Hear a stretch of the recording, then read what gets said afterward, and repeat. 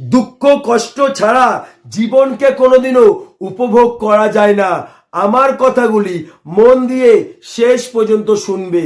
মনে রাখবে, জীবন মানেই কিন্তু অতীত। কারণ মানুষকে আগে জন্মাতে হয়, তারপরে কিন্তু মরতে হয়। আর জীবন মানেই কিন্তু দুঃখ কষ্ট যন্ত্রণা, যেটা জীবনের একটি অংশ, যেটা ছাড়া জীবনের কোনো মানে হয় না। তুমি নিজেই দেখবে, একটি মানুষ প্রত্যেক দিন মটন বিরিয়ানি খাচ্ছে, তারপরেও ওই মানুষটা মটন বিরিয়ানির মূল্যটা বুঝতে পারছে না। কিন্তু একটি মানুষ, যে মানুষটা একবেলা খেয়ে থাকে একবেলা না খেয়ে থাকে, ওই মানুষটা যদি একদিন মটন বিরিয়ানি পায়, তাহলে ওই মানুষটা কতটা খুশি হবে তুমি নিজেই বুঝতে পারবে। ওই মানুষটার মুখের দিকে তাকালে মনে হবে ওই মানুষটা যেন সারা পৃথিবী পেয়ে গেছে।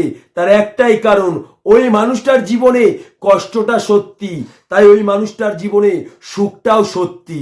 নাম্বার 2, তুমি নিজেই দেখবে, একটি মানুষ 10 মিনিটে 10,000 টাকা ইনকাম করছে। ওই টাকাটা ওই মানুষটার কাছে কতটা মূল্য আমি জানি না, কিন্তু একটি মানুষ দিনরাত পরিশ্রম করে মাথার ঘাম পায়ে ফেলে 300 টাকা ইনকাম করছে। ওই টাকাটা ওই মানুষটার কাছে কিন্তু অনেকটা মূল্য। বাড়ির লোক বসে আছে, ওই মানুষটা টাকা নিয়ে আসবে, তারপরে বাজার করবে। তাই তোমাকে আমি একটা কথাই বলতে চাই, দুঃখের মাঝখানেই মানুষ সুখ খুঁজে পায়। দুঃখ ছাড়া সুখের কোনো মূল্য নেই। মনে রাখবে, যদি দুঃখ ছাড়া সুখ খুঁজে পাওয়া যেত, তাহলে পৃথিবীর সংখ্যা কোনোদিনও শূন্য দিয়ে শুরু হতো না। দুঃখের মাঝখানে যদি মানুষ কোনোদিন সুখ খুঁজে না পেত, তাহলে মনে রাখবে, শূন্য থেকে মানুষ কোনোদিনও কোটিপতি হতো না। তাই তোমাকে আমি একটা কথাই বলছি, তোমার জীবনে যদি দুঃখ কষ্ট যন্ত্রণা পাও, তুমি জানবে এটা হচ্ছে ভগবানের আশীর্বাদ। যেটা ছাড়া তুমি কোনোদিন সুখ খুঁজে পাবে না, যেটা ছাড়া সুখের মূল্য তুমি কোনোদিনও বুঝতে পারবে না।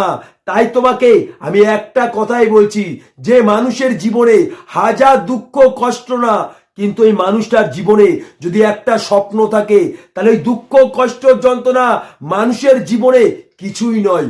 ওই স্বপ্নই কিন্তু ওই মানুষটিকে বাঁচিয়ে রেখেছে। যেমন টাকা ছাড়া মানুষ মরে না, কিন্তু স্বপ্ন ছাড়া মানুষ বাঁচে না। স্বপ্ন হচ্ছে মানুষের জীবনে অক্সিজেন। তাই তোমাকে একটাই কথাই বলতে চাই, দুঃখ ছাড়া সুখের কোনো মূল্য নেই।